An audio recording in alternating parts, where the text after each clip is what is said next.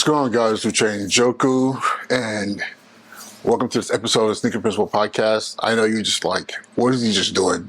I was checking the audio boards just to make sure I had audio recording. It is Sunday night, and I am continuing my mission to record content every day. I'm hoping that tomorrow I start to repost the episodes I've recorded so far. It's been a couple of days since I last posted, which actually sucks, but I'm still holding on to me recording every day. It's just hard on the weekends because my kids are with me, and my focus really becomes to them and making sure that they have my full attention. And I'm also paying attention to them because, a 6-year-old and a soon-to-be 5-year-old can be a handful.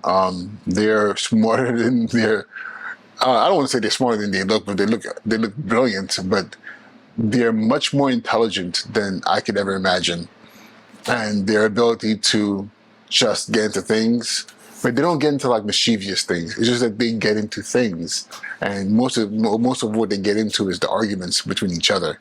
So just trying to create a space where they can actually engage each other with love and respect is a challenge. But it's also the best part of my week, having them with me. So today I wasn't able to record during the day, so I'm recording now. And sadly enough, it's a little bit after midnight, which definitely puts me in a position where today I didn't meet my record daily mandate. But in LA, it's still yesterday. So I'm going to pretend like I'm in LA right now. So it's still Sunday, not early Monday morning. So for this episode, one thing I want to talk about is this. Something that I've been thinking about, and maybe someone can help me with this. It has to do with just our general, the way we react to leadership. And I might be using this the wrong way. I think so often we get caught up in worrying what other people think. And what I mean by that is, let me pose a question. Are there things in your life that you wish that you would have done, or that you wanted to do but you didn't do because not just you were worried about what other people thought, but you allowed someone who's above you to either get into your head verbally by saying things about what you're able to do or what you're not able to do, or maybe you've hold people such high regard that you measure what you say, what you do, because you don't think you're good enough, or you just do not want to deal with potential backlash of your actions dealing with that person.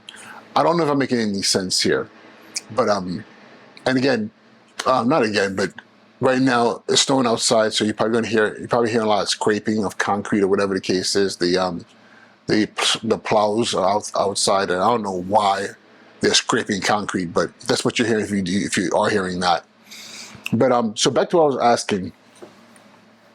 I'm asking about things like, for example, actually, I have a perfect example.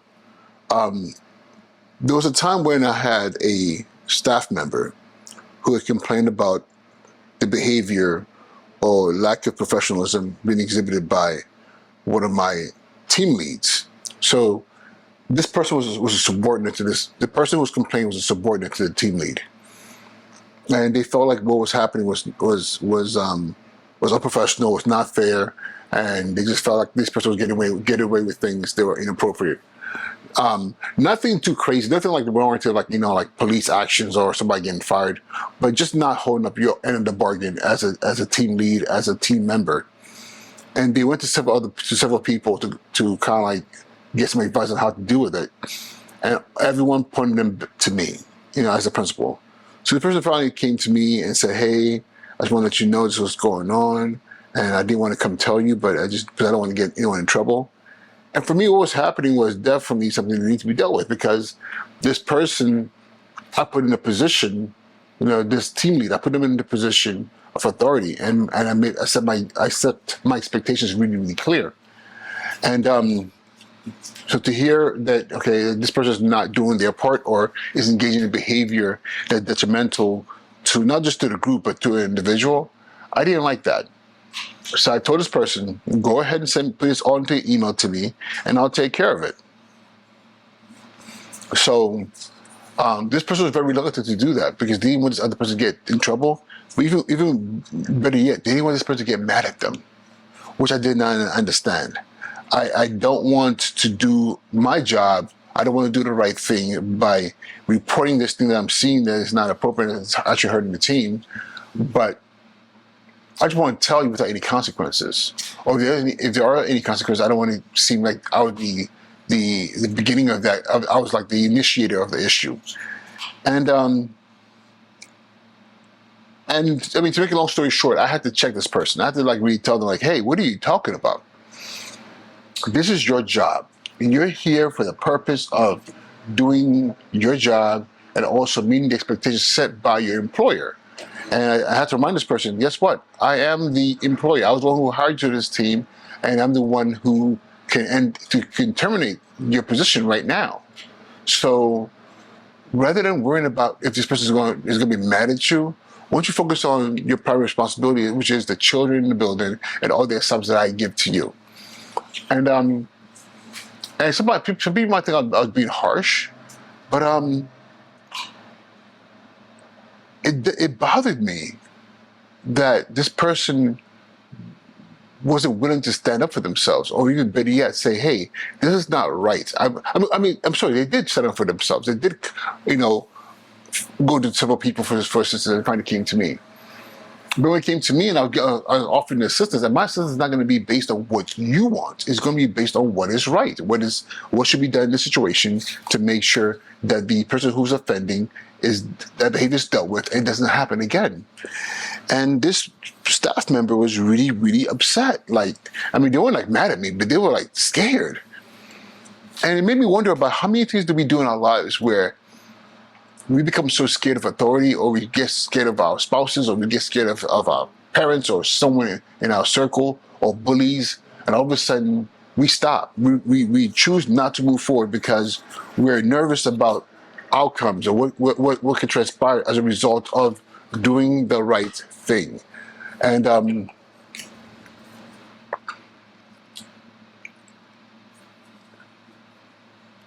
asked myself, no, I remind myself that I have done that. There have been situations in my career, in my life, where I didn't deal with things because I was nervous or didn't want to deal with the outcome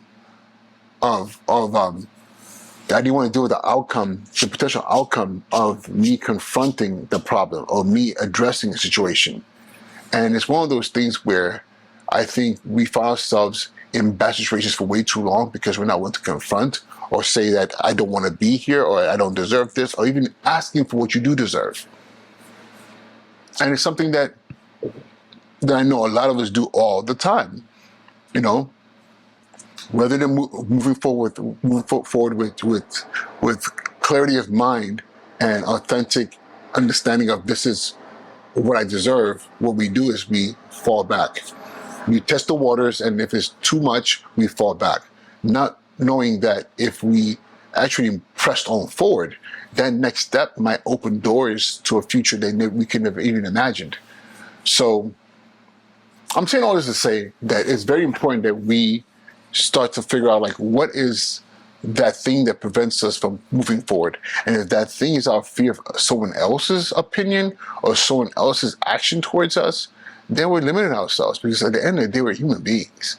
Regardless of position and title, we're human beings. And we need to be in this position. We need to put ourselves in a position to constantly thrive and move forward and not be held back by anyone.